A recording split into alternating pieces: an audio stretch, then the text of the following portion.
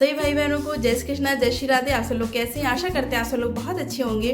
तो आज हम आपको महाशिवरात्रि व्रत की कथा सुनाने जा रहे हैं और उसके जो विधान है, पूजा में क्या क्या विधान होता है पूजा करने के लिए, तो सब आपको समझाएंगे, बताएंगे आप लोगों को। तो प्लीज़ आप लोग फुल वीडियो ज़रूर देखिएगा। महाशिवरात्रि का जो व्रत है तो फाल्गुन मास की कृष्ण पक्ष की चतुर्दशी को किया जाता है। आइए विधान बताते हैं। त्रयोदशी को एक बार भोजन करके चतुर्दशी को दिन भर निराहार रहना पड़ता है। पत्र पुष्प तथा सुंदर वस्त्रों से मंडप तैयार करके वेदी पर कलश की स्थापना करके गौरी शंकर की स्वर्ण मूर्ति तथा नंदी की चांदी की मूर्ति रखनी चाहिए। कलश को जल से भरकर रोली, मोली, चावल, पान, सुपारी, लौंग, इलायची, चंदन, दूध, घी, शहद, कमलगट्टा, धतूरा, बेलपत्र आदि का प्रसाद शिव को अर्पित करके पूजा करनी चाहिए। रात को जागरण करके 4 बार शिव आरती का विधान जरूरी है। तो हाँ, ये व्रत जो होता है महाशिवरात्रि का, तो ये 4 पहर का व्रत है। तो इसमें कम से कम आप लोग कोशिश करिएगा कि 1 पहर आप लोग शिवालय में जाकर पूजा जरूर अवश्य करिए। आप सभी भाई बहन हमारे जो भी इस व्रत को रखता है, नहीं भी रखता है तो आप फिर भी पूजा करनी चाहिए शिवरात्रि की। तो आप शिवालय में जरूर जाके 1 पहर की पूजा अवश्य करें। और जो हमारी बहनें मतलब कि जो माताएं हैं, तो वो जो सारी जो सामग्री मैंने अभी बताई है, तो साथ में आप सभी लोग श्रृंगार का भी सामान रखिएगा जो पार्वती मैया के लिए चढ़ाना है आपको। और फिर वो सारा चीज़ जो है तो आपको सिंदूर लगाना है, लेके भी आना है और आपको पंडित जी को सारा सामान श्रृंगार का दे देना है, तो वो अपनी वाइफ को दे देंगे। आइए पढ़ते हैं आगे और क्या विधान है। तो रात को जागरण करके 4 बार शिव आरती का विधान जरूरी है। दूसरे दिन प्रातः जौ, तिल, खीर तथा बेलपत्र का हवन करके ब्राह्मणों को भोजन करवाकर व्रत का पारण करना चाहिए। भगवान शंकर पर चढ़ाए गए नैवेद्य को खाना निषिद्ध है, मतलब कि खाना गलत बताया गया है। लेकिन आगे सुनिए आप लोग, जो इस नैवेद्य को खा लेता है वह नरक को प्राप्त होता है। इस कष्ट के निवारण के लिए शिव की मूर्ति के पास शालिग्राम की मूर्ति रखते हैं। यदि शिव की प्रतिमा के पास शालिग्राम की मूर्ति होगी तो नैवेद्य खाने पर कोई दोष नहीं लगता है। तो इस बात का आप लोग ध्यान रखिएगा। कथा सुनिए अब आप लोग। एक गांव में एक शिकारी रहता था। वे शिकार करके अपने परिवार का पालन करता था। एक बार उस पर शाहूकार का ऋण हो गया। ऋण न चुकाने पर सेठ ने उसे शिव मंदिर में बंदी बना लिया। उस दिन शिवरात्रि थी। वह शिव संबंधी बातें ध्यान पूर्वक देखता एवं सुनता रहा। संध्या होने पर सेठ ने उसे अपने पास बुलाया।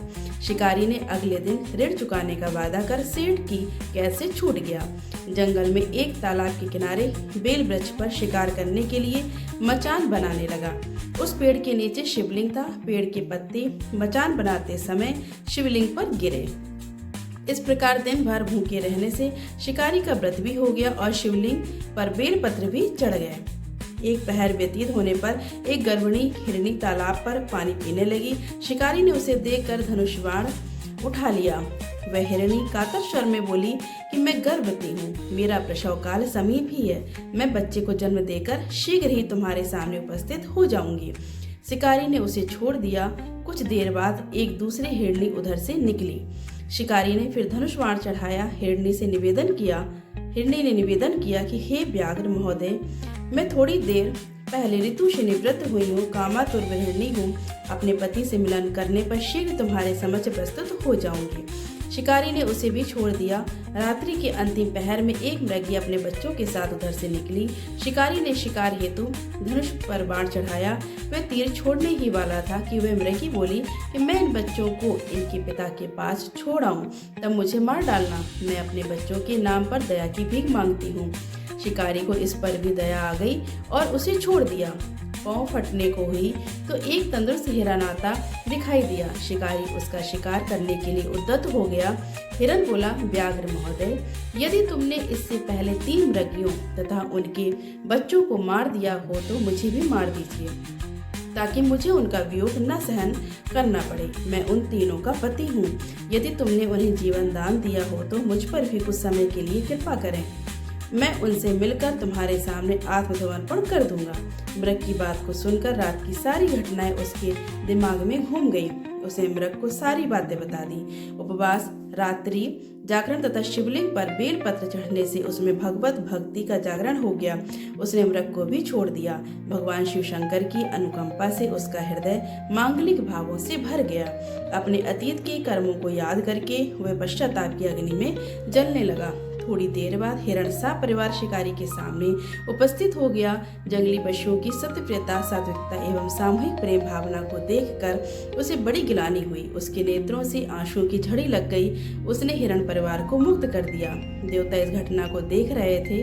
उन्होंने आकाश से उस पर पुष्प वर्षा की। शिकारी परिवार सहित मोक्ष को प्राप्त हुआ। तो ये थी महाशिवरात्रि व्रत की कथा।